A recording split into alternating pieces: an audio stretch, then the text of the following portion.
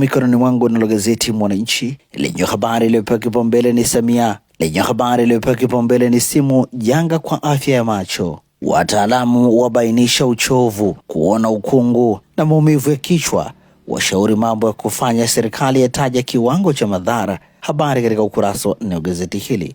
Gazeti hili likiandika milioni 12 idadi ya Watanzania wanaohitaji huduma za macho, huku zaidi ya watoto 1 wamefanyiwa upasuaji wa mtoto wa jicho na kupatiwa miwani. Undani wa taarifa hii ni katika ukurasa wa 4 wa gazeti hili. Mambo manne kesi ya Polepole, habari katika ukurasa wa 3. Habari picha inamuonesha wakili wa aliyekuwa balozi wa Tanzania nchini Cuba Peter Kibatala wa pili kushoto akizungumza na waandishi wa habari nje ya mahakama kuu ya Tanzania Dar es Salaam jana.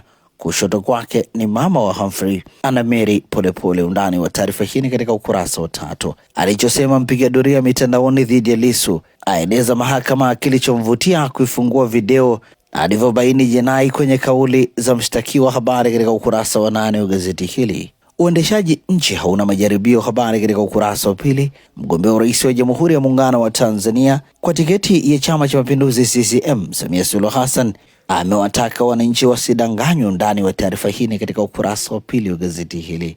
Mgombea urais ahidi kuleta bombadi ya 70, habari katika ukurasa wa 5 wa gazeti hili, na hivi ndivyo ambavyo limeandika gazeti Mwananchi katika ukurasa wake mbele.